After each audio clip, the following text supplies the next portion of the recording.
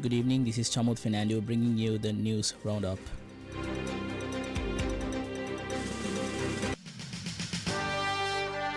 The top story on Gold FM.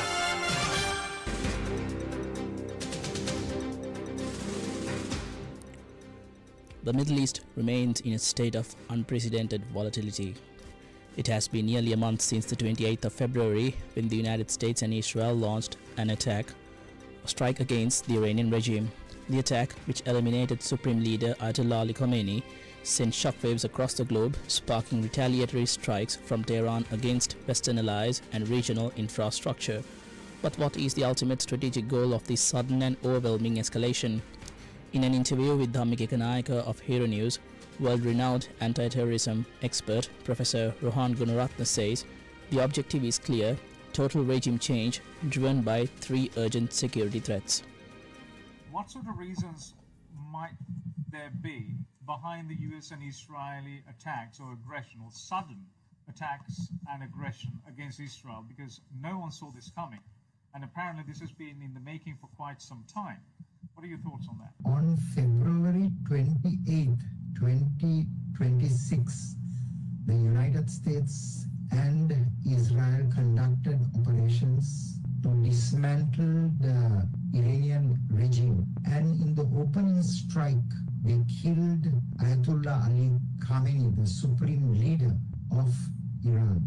Their main intention is to replace the current regime with a democratic regime in Iran. The reason they want to do it is because of three principal reasons. One is that Iran was developing a functional nuclear weapon, and Iran was building a military nuclear program under the Non-Proliferation Treaty. In fact, it was chaired by a Sri Lankan. So Iran trained a group called Hashd Shaabi, or the Popular Mobilization Force, which is 67 Shia militias in Iraq. The Lebanese Hezbollah, which is the group that introduced suicide terrorism to the world. In 1983, they bombed the French paratrooper headquarters and the US Marine barracks, killing 300 French and American troops.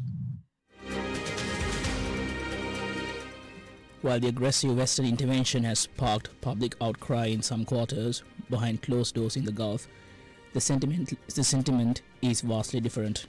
According to Professor Gunaratne, the Arab states are engaged in a delicate diplomatic balancing act, quietly hoping for the regime's collapse while fearing the immediate fallout. None of these countries want the current Ayatollah regime to be there. Of course, they are afraid to tell it openly, but they have communicated this privately to the Americans, and they themselves have issued several warnings now against Iran. My view is that these countries will eventually form a global coalition to replace the regime in Iran. It will come to that. But to go back to your key message, is the United States doing this for Israel? Israel is representing largely US interests in the Middle East. No one can doubt it. In fact, that is why the Ayatollahs have always said that the big Satan is the United States and the small Satan or the mini Satan is Israel. So that is why the new leader of Iran, that is Mujtaba Khamenei, he has told very openly, we want the US to withdraw from the Gulf countries, meaning from the Middle East. They don't want any US bases. Second is they want US and Israel to pay reparations, meaning for the damage and the destruction that has been conducted.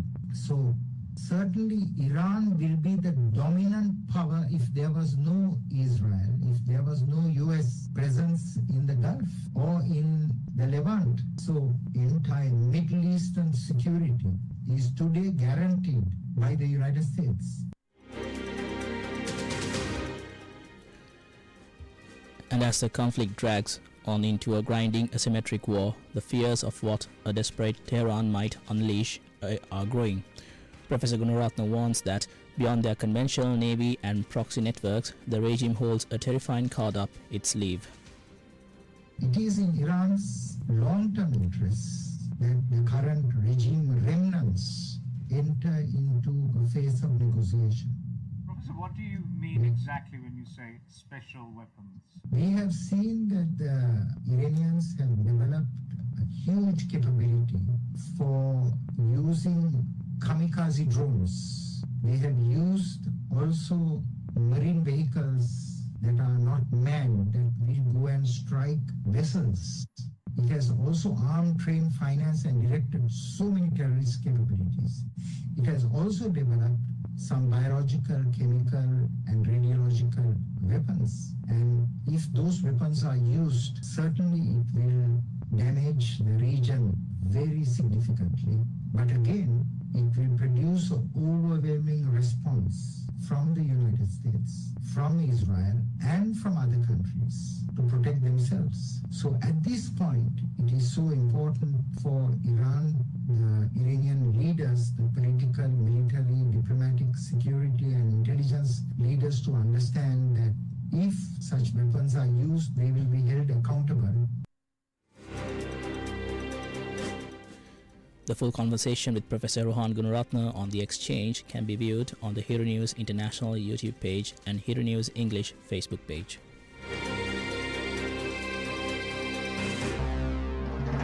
This is the local news on Gold FM. An IMF team arrived in Sri Lanka today for a 2-week mission to evaluate the nation's economic progress. The officials plan discussions with local authorities regarding the 5th and 6th reviews of the current reform program. The visit concludes on the 9th of April. A successful conclusion of these combined talks will lead to the release of approximately $700 million.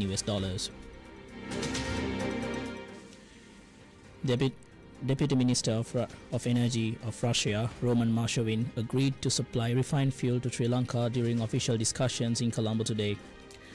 Ceylon Petroleum Corporation Managing Director Myronethi Kumarage confirmed that specific quantities and orders remain subject to further negotiations scheduled for tomorrow. Marshavin arrived in the country this morning for a 3-day official visit aimed at strengthening bilateral energy cooperation. The Colombo Fort Magistrate ordered the CID to produce the former Chief of the State Intelligence Service, Major General Suresh Saleh, before the court on the 22nd of April. Magistrate issued the directive today, noting that despite Saleh's current detention and interrogation, his status as a named suspect requires his presence during court proceedings. Saleh remains in custody under a 90-day detention order following his arrest on the 25th of February in Paliagoda. The investigation focuses on his alleged links to the 2019 Easter Sunday attacks. Although admitted to the Colombo National Hospital yesterday for a sudden illness, he returned to the CID today following his discharge. Now for some news in brief.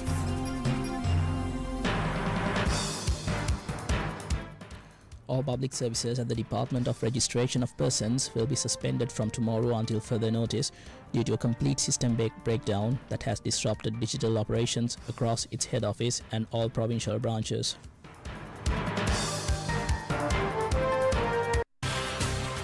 The business news on Gold FM.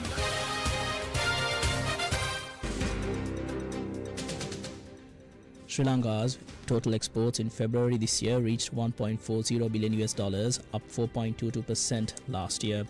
Merchandise exports grew 1.32% to $1.07 billion, while services soared 14.68% to $335 million. Cumulative exports for January to February reached $2.90 billion, marking a 7.56% year-on-year increase.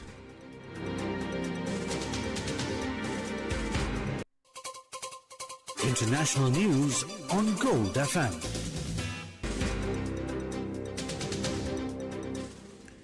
Israeli forces announced the killing of senior IRGC Navy Commander Alireza Tangsheri in an overnight strike on the port city of Bandar Abbas. Israeli Defense Minister Israel Katz described Tangsheri as the key figure overseeing Iran's effective blockade of the Strait of Hormuz and said the operation targeted him along with other senior naval commanders. Iran is yet to confirm the death. Iran responded with new waves of ballistic missiles and drones aimed at Israel and several Gulf targets.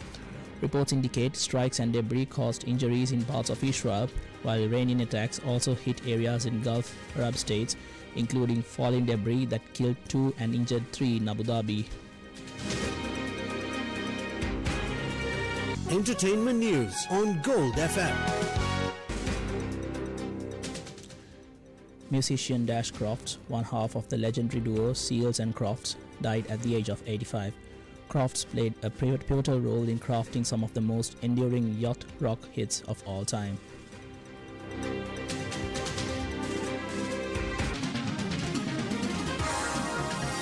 Sports news on Gold FM.